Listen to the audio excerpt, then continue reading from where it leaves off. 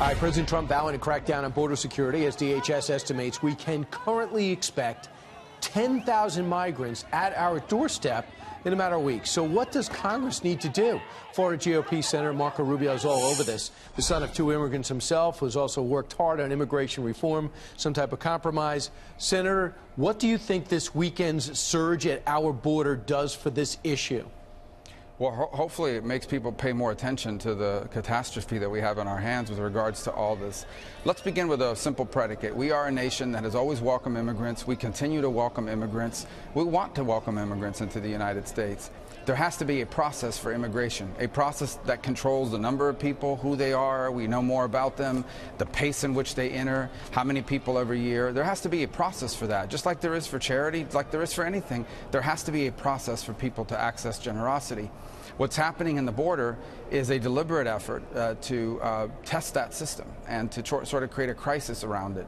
And I think what you saw this weekend, look, I saw the images. No, I don't want to see images of kids being hit with tear gas and women and people running from that. No one likes those images. What they didn't take pictures of is the hundreds and hundreds of people that were not women and were not children who were throwing rocks and bottles at law enforcement authorities. And by the way, they weren't just attacking U.S. border security. They were also attacking Mexican authorities on the other side. Now, I'm not saying that's everybody there. I'm saying that's enough people there that it warranted the response that you saw to get control of the situation. So what we need to do now, we need physical barriers on the border that allow us to control the flow of traffic.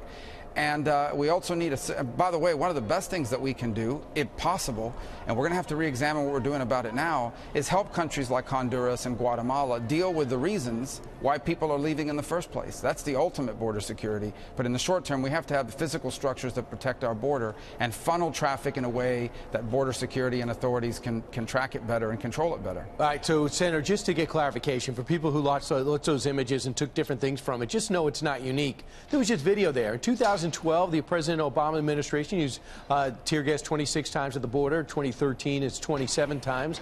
In 2014, 15 times. So now you have a situation where the numbers just about line up here in 2018. So it's not new. So if Democrats and Republicans really know this and don't want to play politics with this, what can we expect in this lame duck session? The president wants $5 billion for the wall. Schumer says, I have 1.6 I'm looking to put for the wall. What's the reality? What can you come together on? Yeah, the thing is, people view this as, oh, well, if you take half, that should be enough. You need enough to finish it. It's like if I came to you and said, all right, I have a house for sale, but I'll only sell you the second floor, but not the first floor. And you're like, well, I can't have a second floor without a first floor.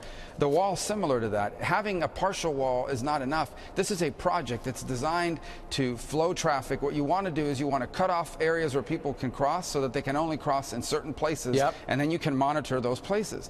So if the wall is not built all 800 miles, if you don't have the entire system in place, none of it works. It's not one of those things where you can have half of it. Half of it is as good as none of it.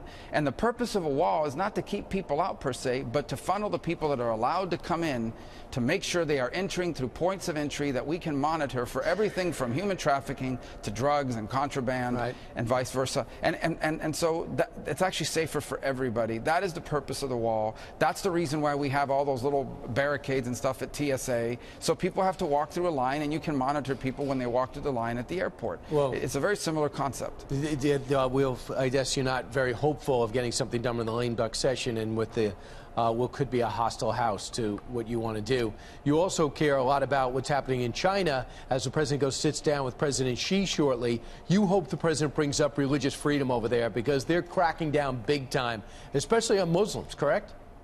Yeah, so in the Uyghur region, they are cracking down on them in a way that we haven't seen in a long time. It could be up to over 1 million people, but certainly hundreds of thousands in basically concentration camps. I mean, detention camps where they are jailing people because of their religion.